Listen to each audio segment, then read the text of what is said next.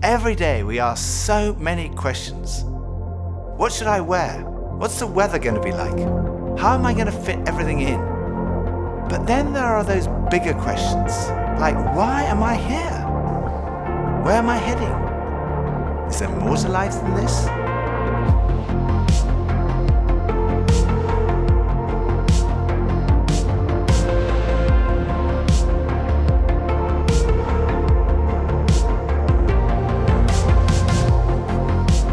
I had arrived at an answer to the most important issue that we humans ever deal with. Is there a God?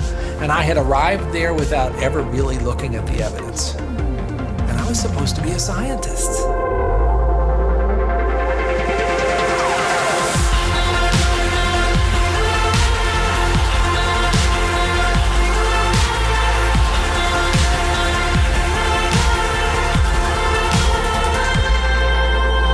At 28, I had gotten many of the things that I thought I wanted. My girlfriend was on the cover of magazines, I had a Beamer, and I was so unhappy. It was a realization maybe that I would never find happiness where I was looking for it.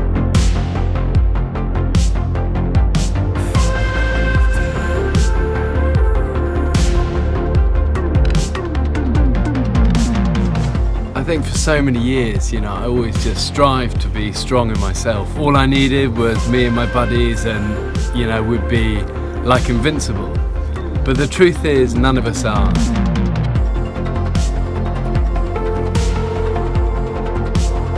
And I found purpose, I found meaning, I found hope. God took something so broken and made it a beautiful art piece. Alpha is a place where you can be yourself. You can say what you think and challenge everything.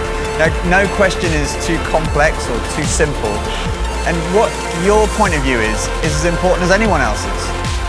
We are going on a journey together, an adventure to explore the questions of life, faith, and meaning.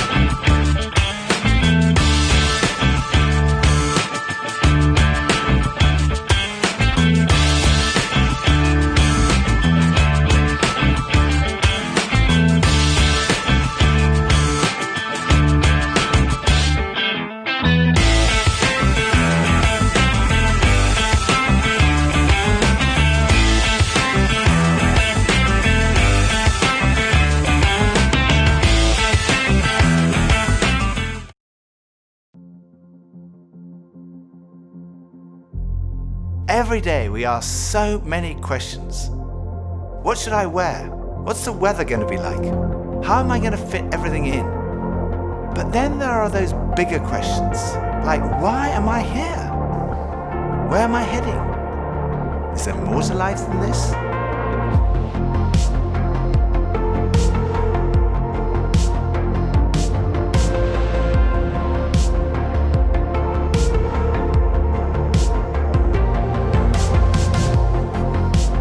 I had arrived at an answer to the most important issue that we humans ever deal with. Is there a God? And I had arrived there without ever really looking at the evidence. And I was supposed to be a scientist.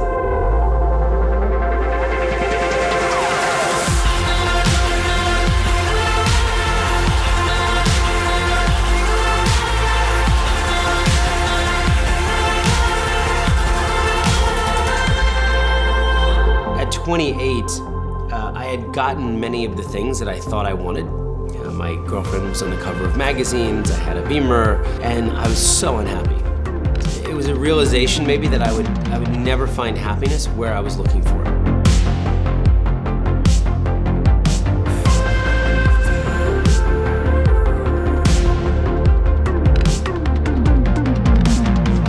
I think for so many years, I always just strived to be strong in myself. All I needed was me and my buddies and, we'd be like invincible.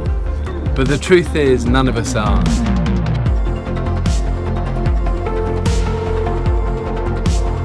And I found purpose, I found meaning, I found hope. God took something so broken and made it a beautiful art piece. Alpha is a place where you can be yourself. You can say what you think and challenge everything. No question is too complex or too simple. And what your point of view is as important as anyone else's. We are going on a journey together, an adventure to explore the questions of life, faith, and meaning.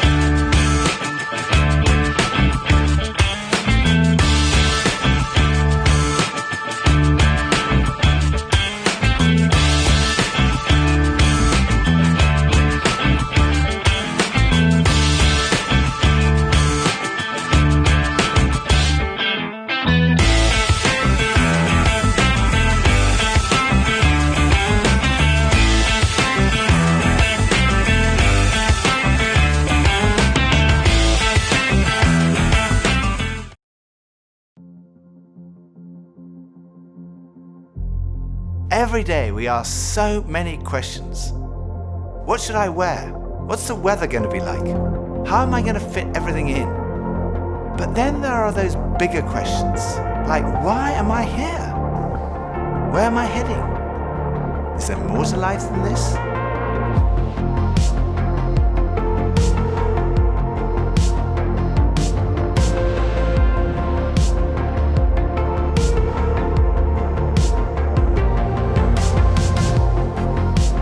I had arrived at an answer to the most important issue that we humans ever deal with. Is there a God?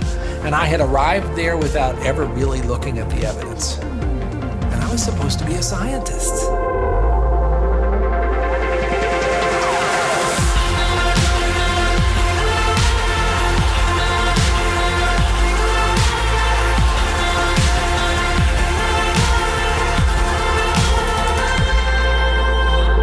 28, I had gotten many of the things that I thought I wanted.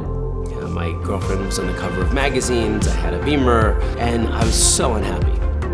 It was a realization maybe that I would never find happiness where I was looking for it.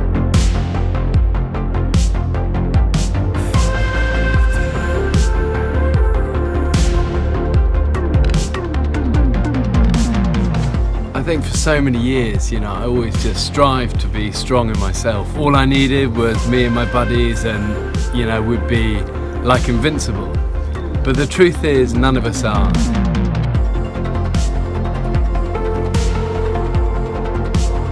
And I found purpose, I found meaning, I found hope. God took something so broken and made it a beautiful art piece. Alpha is a place where you can be yourself. You can say what you think and challenge everything. No question is too complex or too simple. And what your point of view is as important as anyone else's.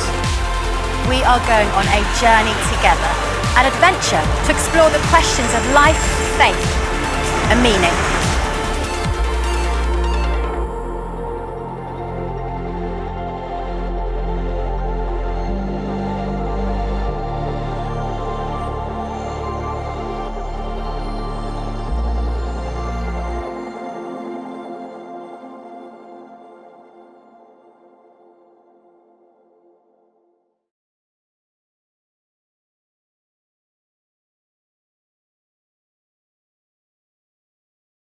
Hey everyone, welcome to The Well. My name is Tony and I'm one of the pastors here on staff, and I'm so glad you're joining us for our virtual service today. If you've been tracking with us even over the last week, you know that we have had an incredible last week. Part of one of the practices that we do as a church community is we dedicate the first full week of every new year to what's called our week of prayer. And we take every night of that week from Sunday to Thursday to come together, to gather and to pray and to ask God to do a renewing work in us and through us so that we can actually know and experience more of Him and share and communicate and demonstrate His goodness through our lives into the lives of others that we're connected to.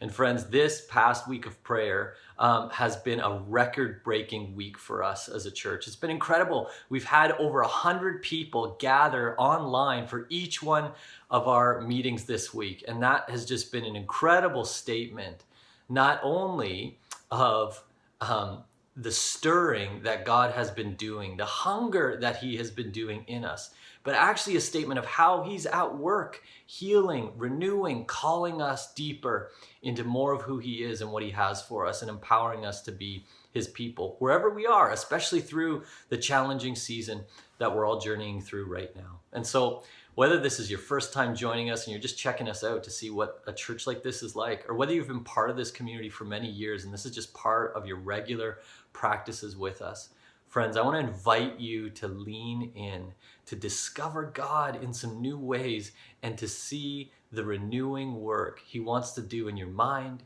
your body, your soul, and all your life. So let's join in. Let's sing together, church.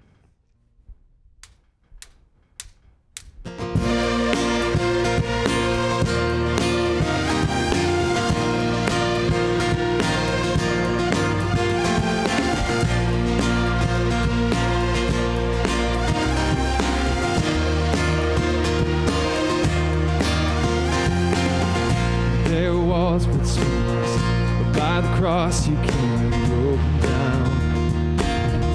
down. There were chains around us, but by your grace we are no longer bound. You call me out of it, you call me into the light, you call my name and then my heart came alive. Your love is greater, your love is stronger. Awakens me. Your love is greater, your love is stronger. Your love awakens me.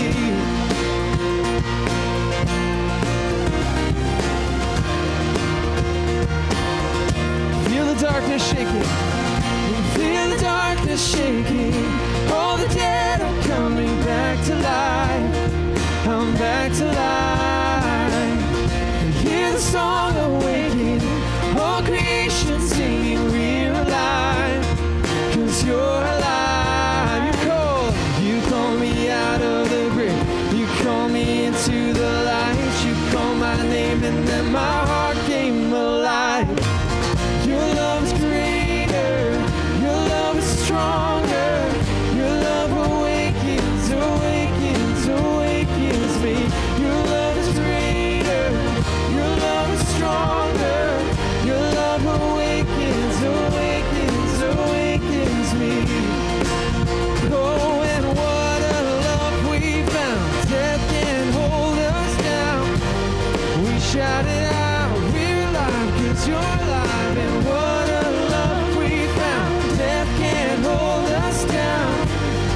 shout it out, we're alive, 'cause you're alive, and what a love we found. Death can't hold us down. We shout it out, we're alive, 'cause you're alive. Your love is greater, your love is stronger, your love awakens, awakens, awakens me. Your love is greater, your love is stronger, your love awakens, awakens, awakens me. Your love's greater, your love is stronger, your love awakens, awakens, awakens me. Your love is greater, your love is stronger, your love awakens, awakens, awakens me. Love awakens me.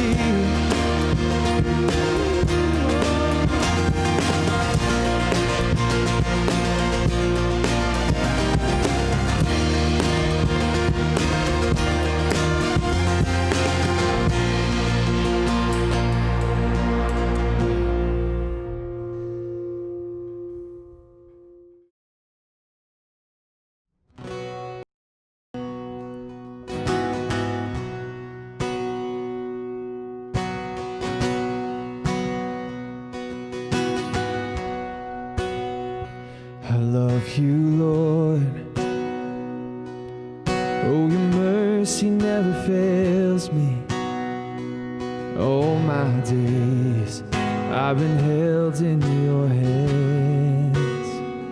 From the moment that I wake up until I lay my head, I will sing of the goodness of God. Sing it together again. I love you, Lord. I love you, Lord. Oh, your mercy never fails me. All my days I've been held in your hands. From the moment that I wake up until I lay my head, so I will sing of the goodness of God. So my life you have been faithful, and all my life you have been so, so good. With every breath that I am able, so I will sing of the goodness of God.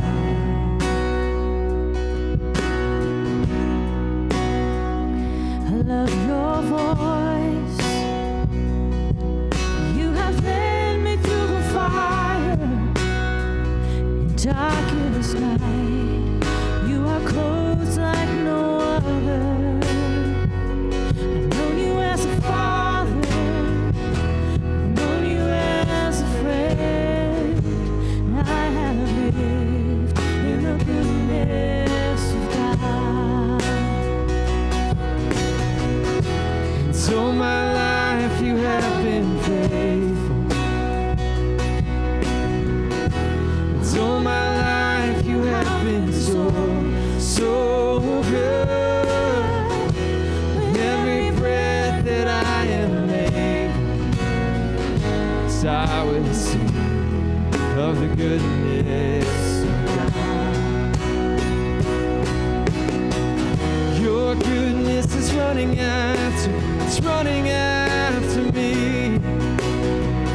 Your goodness is running after, it's running after me. With my life laid down, surrender now, I give you everything. 'Cause your goodness is running after, it's running after me. Your goodness is running after, it's running after me. Your goodness is running after, it's running after me. With my life laid down, surrender now, I give you everything. 'Cause your goodness is running after, it's running after me.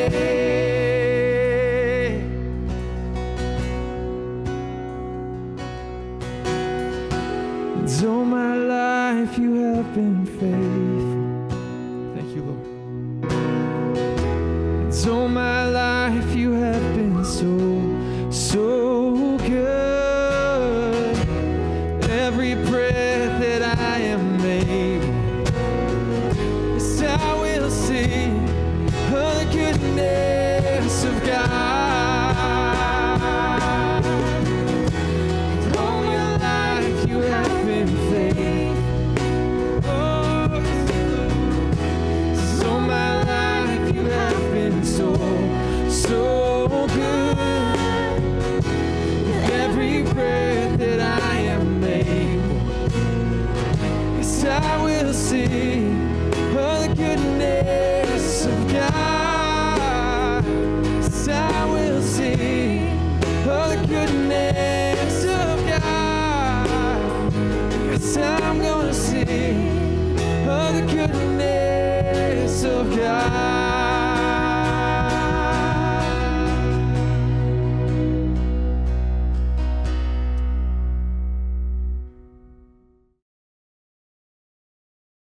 Hi, my name is VJ. I'm the lead pastor here at The Well. And I got a question for you. What will it take to be great in 2021? What will it take for you to be great in 2021? Now, some of you are people who do New Year's resolutions. That's how you think. But many of us maybe would say, no, I don't think that way. And yet, we're going to enter the year. We're going to go after some stuff this year. We're going to pursue something. We're going to point our boat somewhere out in a direction and get after it in some way in 2021. And the question is, what will it take for you to be great? What will success look like? Now, I know 2021 is a strange year, and there's other words like unprecedented and uncertain that we attach to this year. But in many ways, the answer to the question, what will it take to be great in 2021, we might answer it in a few ways the same way in 2021 as we would in any other year. And let me throw out some words to you that might describe how we might answer that question. What will it take to be great in 2021? For some people, it's fame. Like there's a lot of things that got negatively affected or kind of went down or disappeared during COVID, but social media and like even TikTok as an example is definitely not one of them. TikTok exploded during COVID. It became the most downloaded app in the world. It was a global phenomenon. Why? Because all of a sudden people were at home and had more time to film themselves dancing and working out their moves, and there were a lot more people at home who were looking for stuff to watch while they were supposed to be at school, while they were supposed to be working. No judgment. That exploded, and the internet and social media has gotten even bigger, and likes, followers, subscribers, shares, all of that has become a new way to measure yourself and your brand and who you are, whether you're a company or an individual or starting a business or a blogger or a YouTuber or a video game player or however it works. This is how social media has given this opportunity for fame. Like, look at these amazing feats that these YouTubers have recorded themselves and have shared with the world.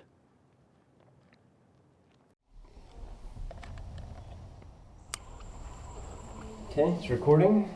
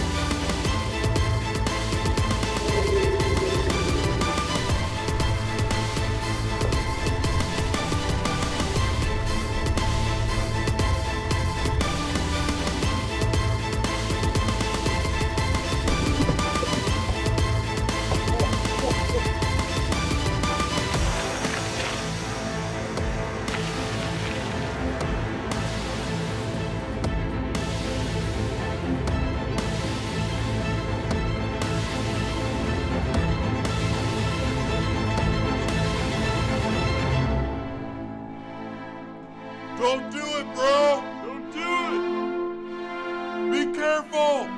He's crazy! What is he doing?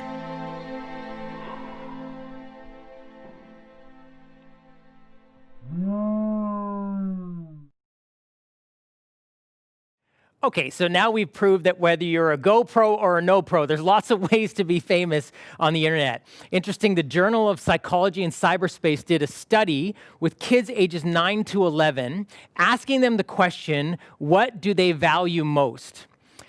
20 years ago, almost, when that study was done, initially, the answer fame was 15th on the list. Kids listed as 15th as fame. In 2017, it was number 1. Kids ages 9 to 11, what they value most is fame. And I would say that sort of the internet and social media phenomenon is a big part of that. Now, even if we say, oh, I don't like the word fame, how about the word recognition, right? Many of us would say, well, I just want to be recognized for what I'm doing. Like, that's what it would take to be great in 2021. What about this word?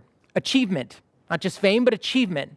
Many of us are actually entering this year with a kind of sense of pressure and stress to do better this year, to be better. Maybe you've seen companies and people, individuals, organizations, new ventures that have pivoted, that have innovated, that have somehow managed to leverage the conditions that we find ourselves in. And man, they're actually successful. Maybe it is people online or online businesses or how they've turned or changed their approach to the market or whatever.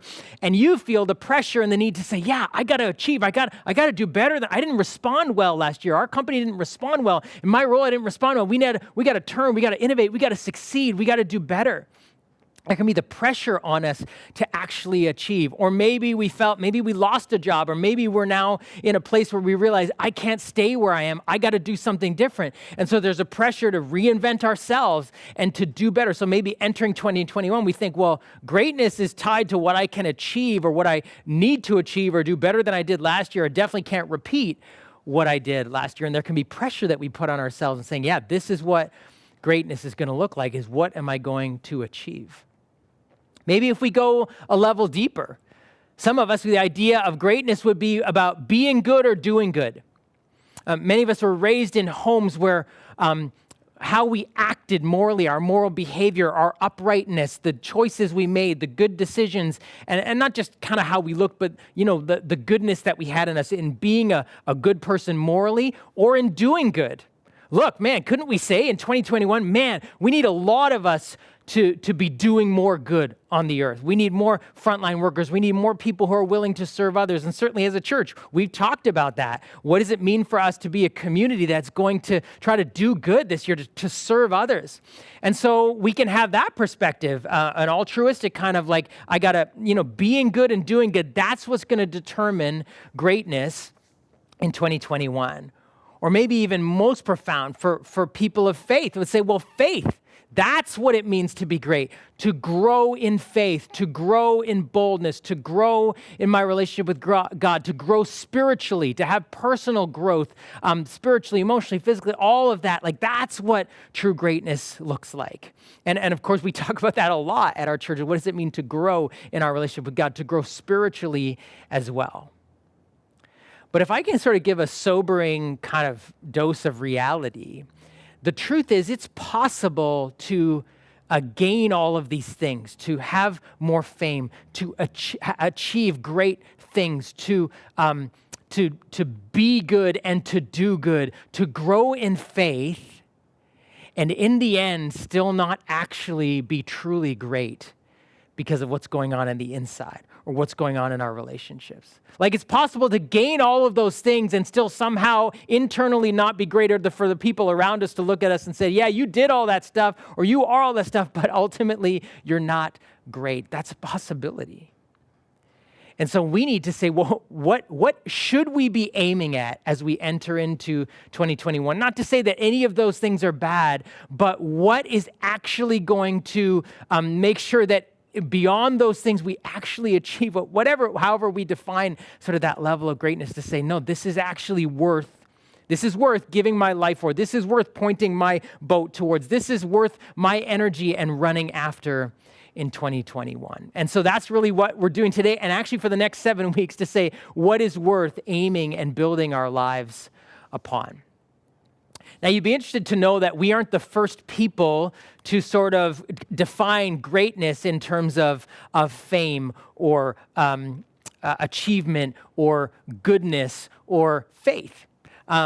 Wherever you land on those things, we aren't the first people to do that. In fact, if you look at the scriptures and the stories of people in the scripture, they are stories of people who pursued and gained fame, achievement, moral goodness, good being good, doing good, and even great faith. And yet, many of them often were shown in the end not to actually be great because the things on the inside, their relationships, the stuff around them were not actually great.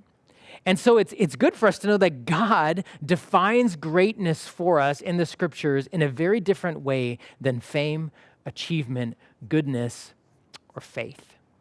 And I want you to listen now as Andrea Zoni from our King site reads for us the scripture where the Apostle Paul, writing to a new church, a letter about actually this issue of greatness, and listen to how he defines it. If I speak in the tongues of men or of angels, but do not have love, I am only a resounding gong or a clanging cymbal. If I have the gift of prophecy and can fathom all mysteries and all knowledge, and if I have a faith that can move mountains, but do not have love, I am nothing. If I give all I possess to the poor and give over my body to hardship that I may boast, but do not have love, I gain nothing. And now these three remain, faith, hope, and love, but the greatest of these is love. Did you hear what he said? Let me put it up on the wall for you.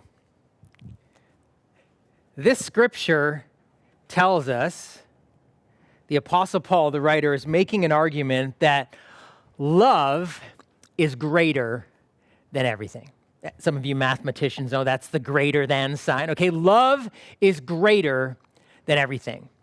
Now, this is the Apostle Paul, someone who became a follower of Jesus. He was actually totally against Jesus, and then God changed his life, and he began to love and follow Jesus, and was convinced that Jesus was God, and so began to follow him. And he planted churches, and he would write letters to those churches as they were figuring out what does it mean to live life now that God is who he said he is, that Jesus has come to us. And he makes this argument for them in 1 Corinthians 13 about love. And he goes on to write a bunch of verses about love, which over the next 7 or 8 weeks we're going to look at. Now, here's what's interesting. These verses are probably some of the most read verses in weddings around the world for the last 2,000 years, especially in Christian weddings or weddings that happen in churches. Love is patient, love is kind, lots of stuff. And it's like good feelings of the couples, like they're looking at each other and whatever. The truth is the tone of this letter and the tone of these verses are not like, you wouldn't actually probably want Paul to be preaching this sermon at your wedding. You know why? It's kind of a rebuke. He's saying to the guys, you know what you think is what is important. It's like you're flexing, as my kids say, you're flexing. You're flexing about your fame or about what you've achieved or the kind of good person you are, or the good deeds you've done, or even how much faith you are. You're flexing. You know what's really important? You know what's more important than all of that stuff? It's a rebuke. He's kind of saying to them, you've missed it. You think greatness is fame. You think greatness is achievement. You think greatness is what you've done or the kind of person you look like or the good deeds you've done or even how much faith you have or how capable you are as a spiritual person or as a Christian leader. Do you know what's more important than all of that? He says love. Love. And he goes on to actually explain why. And here's what he says. Here's why. Love, because this could sound like, oh yeah, love is the best. All we need is love. Love is greater than everything. Here's why he says love is greater than everything. Love is greater than everything because if you don't have love, everything else is nothing. The reason he says love is greater than everything, than all these things, and we can put all those 4 categories in. The reason love is greater than everything is because if you don't have love, everything else is nothing. And he goes on in these verses to actually give some illustrations and explain to them that would explain their current context in a way that maybe we don't think about often, but if we actually stop long enough to consider it, we go, yeah, that's totally true. Love is greater than everything because if you don't have love, everything else is nothing. And he gives some examples. He says this, if I speak in the tongues of men and angels, but have not love.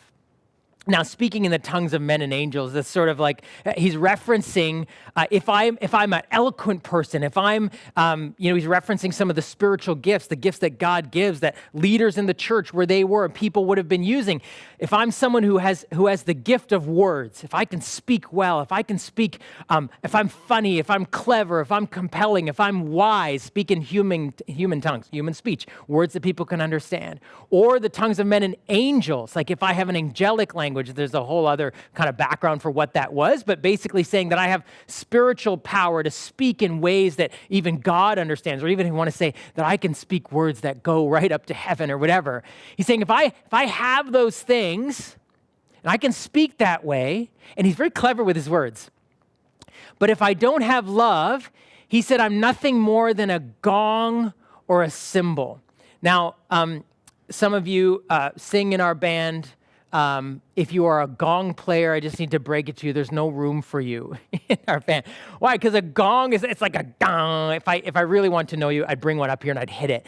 It's not a nice sound. It's a clanging sound. It's an overpowering sound. In fact, if I started hitting the gong right now, again, which I won't do for the sake of yours, you wouldn't be able to hear my words anymore. And Paul's playing on this thing. He's like, if I speak, no matter how eloquent my words, I don't have love, it's actually hard to listen to. I'm sure you've experienced that. Like my married friends, you may be so right and clever and compelling in your argument with your spouse, but you know you can win and you lost because you didn't have love. You know that it's hard actually to hear even other people, whether teachers or parents or people you look up to or friends, that you know they're right, but you don't want to listen to what they're saying. You have a hard time taking it in. Why? Because it's like it's grating on your ears, not because of what they're saying, but because they lack love. Because of who's saying it or how they saying it, or the words don't have love in them. He says, I can speak like that, but if I do and I don't have love, it grates on the ears. It's better if they didn't say it at all. Then he goes on. He says, if I have all these other spiritual gifts, prophecy and wisdom, but if I look at this picture, if I have faith that can move mountains, and that's actually a reference that Jesus made, that you have faith, you can say to this mountain to move. So it's this idea of faith that shakes the earth. If I have a confidence in God, if I'm able to believe things and actually believe them into existence, that things can happen, if I have trust in God, that God can do things, if I pray in faith and my prayers are answered. He said, if I have those things and I have all these spiritual abilities and power, he's talking to a church, but we can broaden this in general terms. But I don't have love, he says, I am nothing, right? Instead of saying, wow, that person's this. Did you see her? She's so amazing at this. He's so amazing at that. He says, no, you know what they'll say? You are nothing. You can have faith that can move mountains, but if you don't have love, this is even stronger language than your words are like an annoying gong. This is like you are nothing. Your life amounts to nothing. No matter what other great things you've done, if you don't have love. Then he goes beyond just achievement to goodness, virtue. And he says, if I give everything I have to the poor, or he says, if I surrender my body to the flames, it's probably a reference to like, if I die for my faith, if I'm willing to sacrifice my life for my beliefs, if I'm so bold and so courageous, I'm not afraid of what people will do to me. And there were people who were dying for their faith in those days. But if I give everything I have to the poor, something we'd say, wow, that's so virtuous, that's so good. I mean, who does that? Nobody does that. And it's interesting, he says, but if I do that and I don't have love, he says, I gain nothing. Why does he say I gain nothing? Well, Jesus actually, and the New Testament writers taught, listen, if you let go and are willing to give money and yourself and your time, if you're willing to sacrifice now, you will gain later.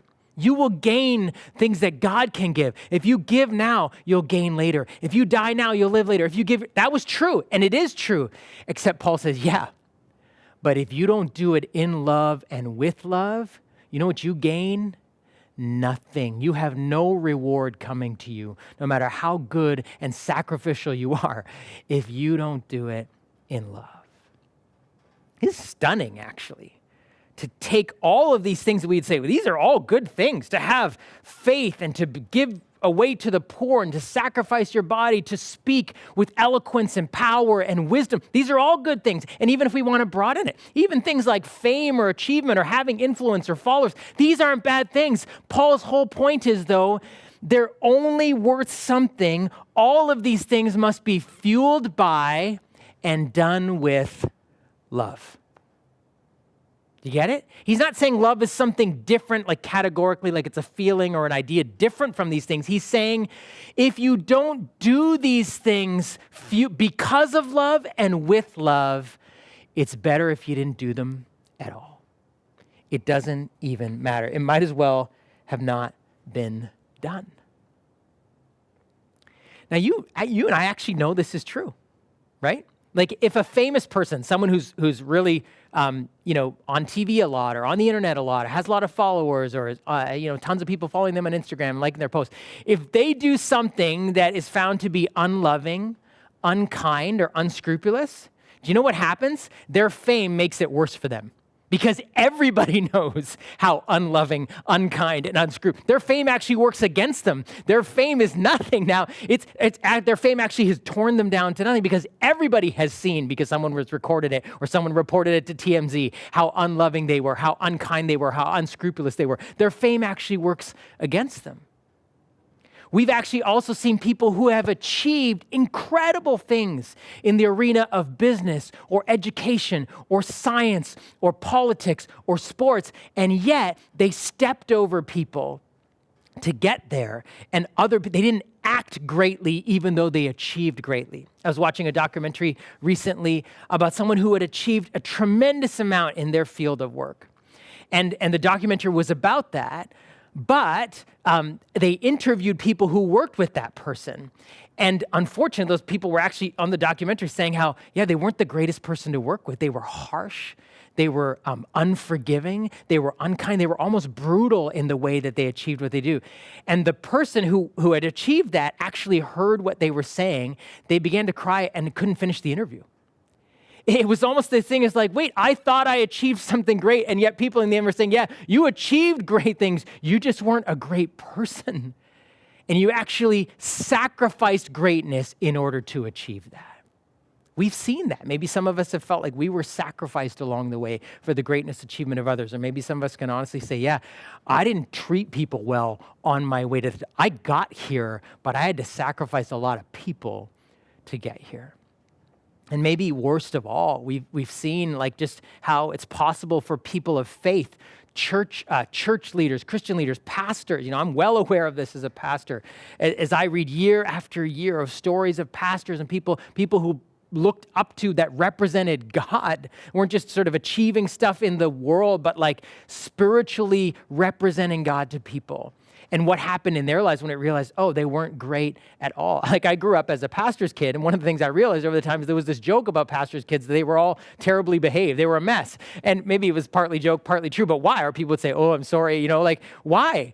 Because in many ways, I think the pastor's kids saw what mom or dad were really like at home, even though how they were representing themselves in the church. And for them, it was like, no, I'm not dealing with this. It was hypocrisy they saw. I had the privilege of sitting under my dad's teaching, to say someone who spoke with the words of men, for 25 years. And his teaching was incredible, but it was only valuable to me because he loved me. And he loved my mom. And he loved his church. Yes, the teaching was amazing, but it only was effective because of love. And I'm privileged to be able to say that with authenticity, but I know for many people, that's not the case in the spiritual leaders in their lives. And Paul's pointing out, he's not saying, hey guys, this is how it should be. He's saying, this is just the way it is. This is just the way it is. You can have all of these things. You can have followers and likes and subscribers and people who share your stuff, and you can be well known. You can have achieved amazing things in your field and physical, mental feats. You can be someone who's so spiritually mature, it seems like, in how they talk and speak and the power of your prayers. And you can even have gifts of healing and teaching, or whatever. But if you don't have love, Paul says, it's nothing. You gain nothing. You are nothing. Love is greater than everything, because if you don't have love, everything else is nothing. And in the end, and I think maybe you know this, maybe for some of you who you know most of your years are behind you, and maybe you've stopped working, and maybe you're not sort of parenting little kids anymore, or maybe some of the people in your life, close friends or spouse, have passed away, and you're looking back on your life. You know, as life is winding down, and even if you're not in that stage, if you think about it, what will be the things that you are most proud of, that you won't have to shed any tears of remorse or regret over? It will be love. And Paul actually goes on to say this at the end of this chapter. Look at what he says. He says, and now these three remain, faith, hope, and love.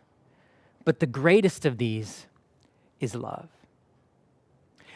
Commentators think that these three remain, faith, hope, and love, was a Christian saying that they had at that point to sort of go, hey, what's most important? Like faith in God, hope in the resurrection, and love. And Paul says, yeah, you've heard, these three remain. These things are the things that remain. In other words, these are the things of most weight. These are the things that are most important. Faith, hope, and love. But then he adds to the saying, he says, yeah, but the greatest is love.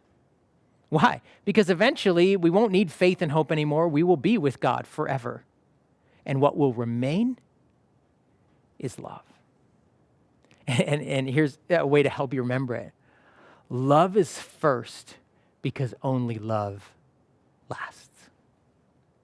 Love is first. It is of greatest importance because only love lasts. Paul knew this because he knew his scriptures, and the writers of the scriptures don't just describe God as having a characteristic or an attribute of love. The scriptures actually say God is love. His very essence is love. Maybe the most famous Bible verse, even if you've never read the Bible, you've seen it held up at wrestling matches or football games. Maybe you didn't know what it said. John 3:16, for God so loved the world.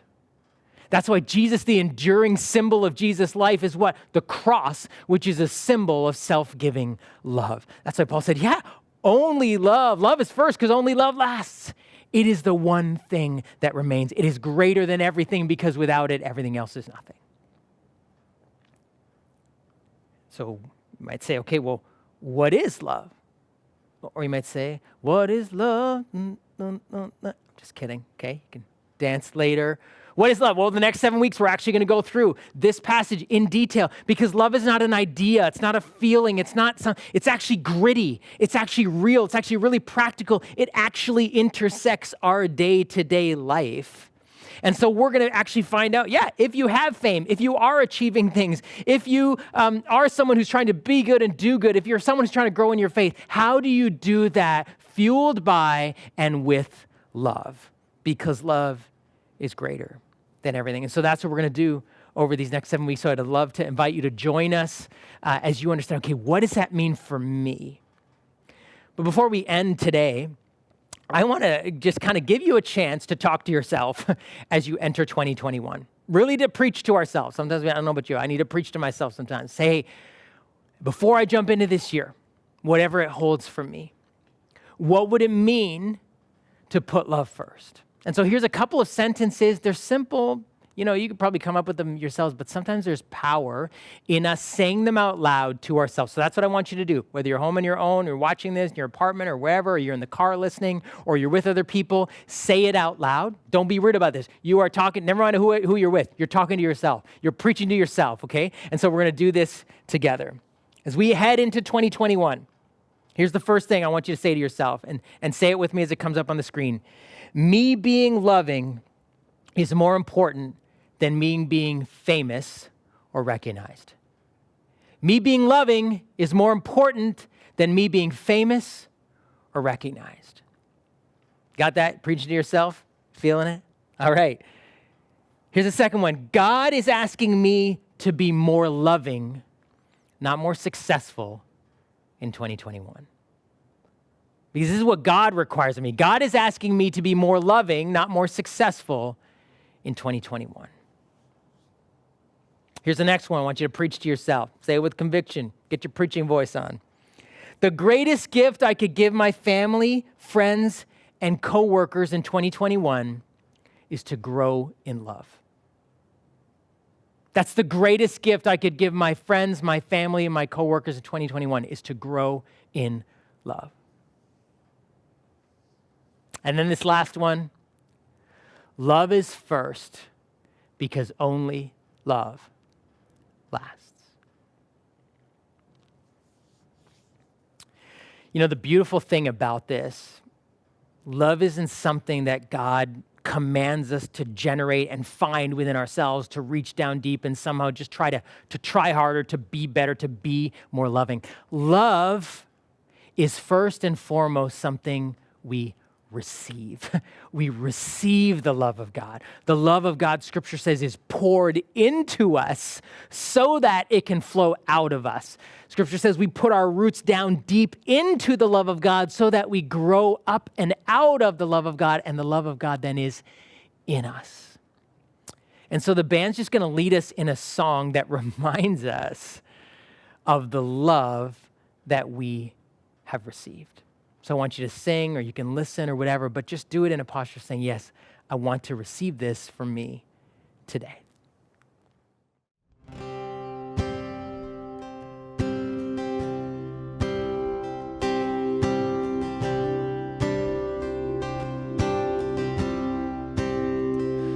From the darkness, I called your name. Into darkness, your mercy came. You called me out and lifted me up. How great is your love. You bore my weakness, you took my shame, buried my burdens in fields of grace. You called me out, lifted me up. How great is your love.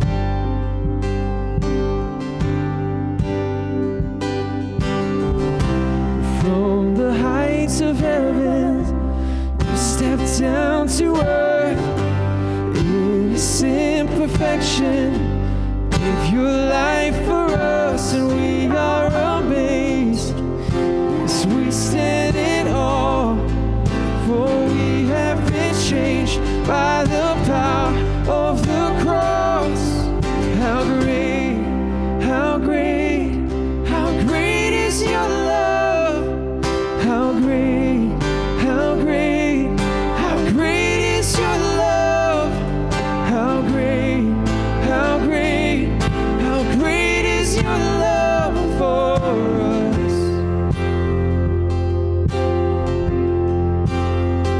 And in your kindness, you lead me home. In your presence, where I belong, you called me out, lifted me up. How great is your love.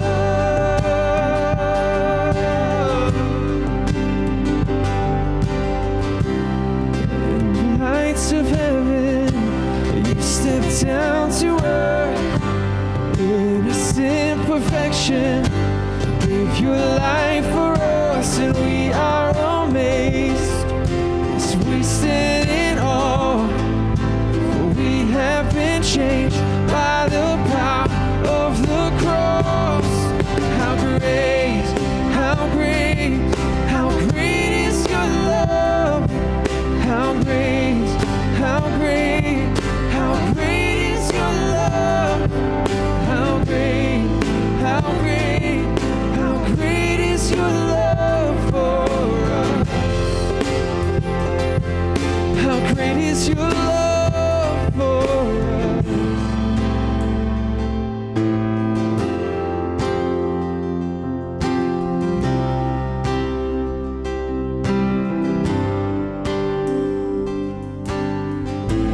There's never been, there will never be a God like you, a love so true There has never been, there will never be a God like you, a love so true. 'Cause there has never been, there will never be a God like you, a love so true. There has never been, there will never be a God like you, a love so true. Yeah, how great, how great, how great is your love. How great, how great, how great is your love. How great, how great, how great is your love for us. How great is your love. We sing, how great, how great, how great is your love. How great, how great, how great is your love. How great, how great, how great is your love for us. How great is your love for us. Thank you, God.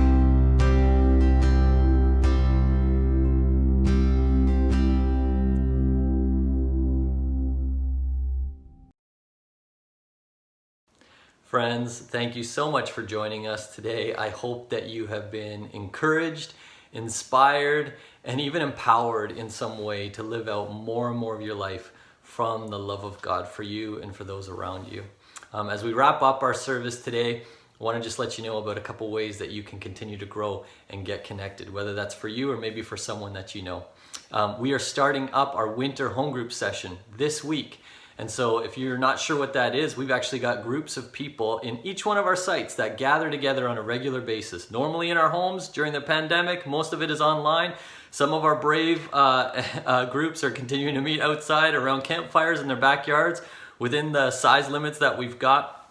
But these are groups of people that we say, yeah, like what does it look like to kind of say, this is a group of people that I want to continue to journey with and flesh out what it looks like for me to explore Jesus, to discover him, and to walk with him in all of life. And we're not meant to do that alone. So this is how we can do it within home groups.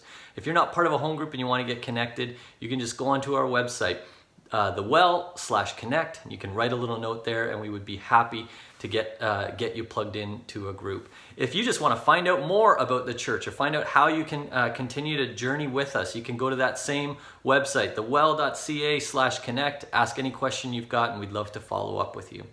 Also want to let you know about a phenomenal opportunity that we've got. It might be for you, it might be for someone you know. It's Online Alpha. That's going to be coming up starting on Wednesday, January 20, and going for 8 Wednesdays after that point. I want you to just watch this video and find out a little bit more about it. We discovered something.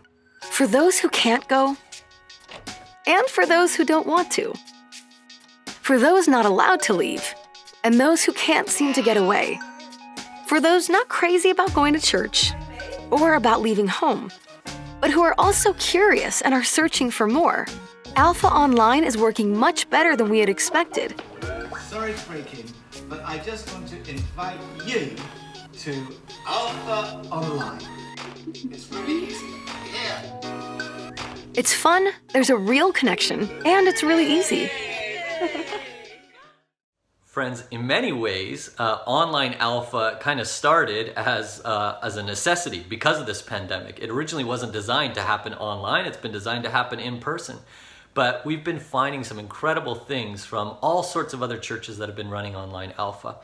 First of all, we now have opportunity to invite way more people because we're not limited by location. And so you might even know someone that doesn't live in our area, but you could potentially invite them. We're also finding that more people are coming because it's way more accessible. You can log in right from the comfort of your own home.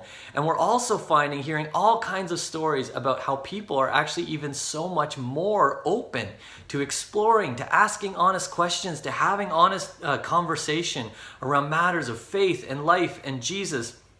And so we have some incredible opportunities with Online Alpha. Maybe this is for you. Maybe you're in a place where you're just continuing to explore, like, what is this whole faith thing about? Who is this Jesus person? What does he have to do with my life? If that's you, then man, I'd encourage you to join and sign up. Maybe it's for someone that you know. And so you can find out more information on our website, thewell.ca/alpha, and we'll be starting that up on January 20. Friends, as you go today, I want to just bless you and encourage you to go in the goodness and the love of Jesus. Have a great day.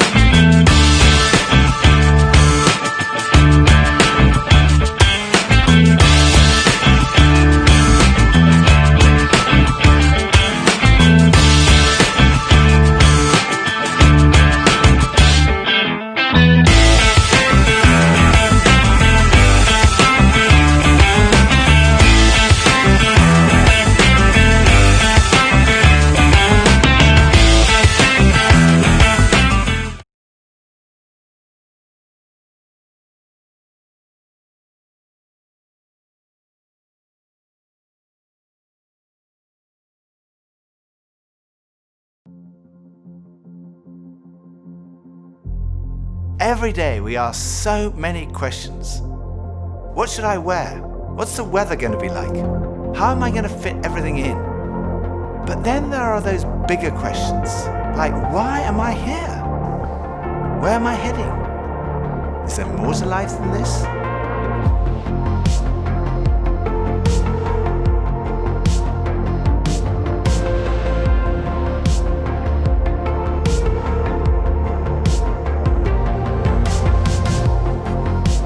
I had arrived at an answer to the most important issue that we humans ever deal with. Is there a God? And I had arrived there without ever really looking at the evidence. And I was supposed to be a scientist.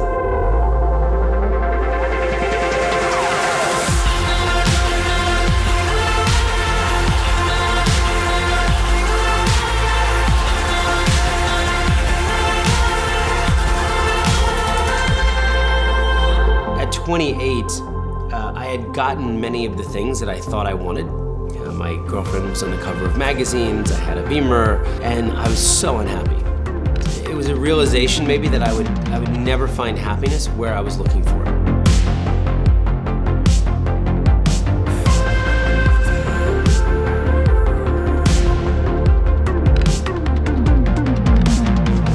I think for so many years, I always just strived to be strong in myself. All I needed was me and my buddies and, we'd be like invincible.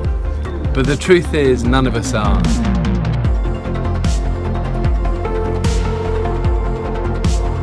And I found purpose, I found meaning, I found hope. God took something so broken and made it a beautiful art piece. Alpha is a place where you can be yourself. You can say what you think and challenge everything. No question is too complex or too simple. And what your point of view is as important as anyone else's. We are going on a journey together, an adventure to explore the questions of life, faith, and meaning.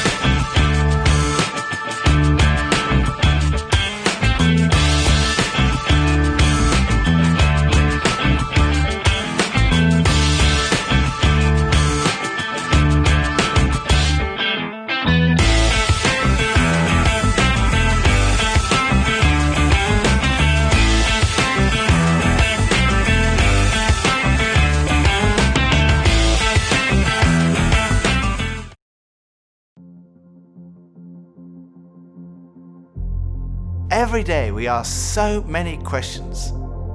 What should I wear? What's the weather going to be like? How am I going to fit everything in? But then there are those bigger questions, like why am I here?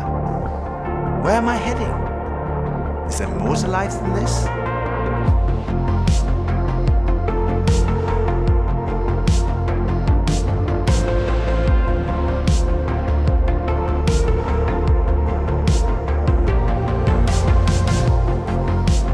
I had arrived at an answer to the most important issue that we humans ever deal with. Is there a God?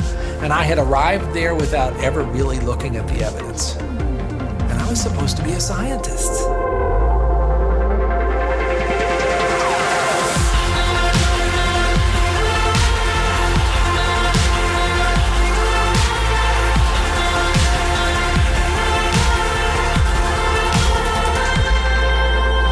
At 28, I had gotten many of the things that I thought I wanted. My girlfriend was on the cover of magazines, I had a Beamer, and I was so unhappy. It was a realization maybe that I would never find happiness where I was looking for it.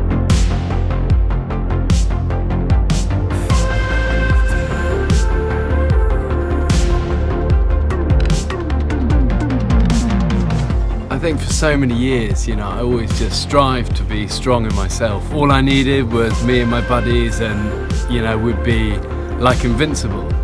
But the truth is, none of us are.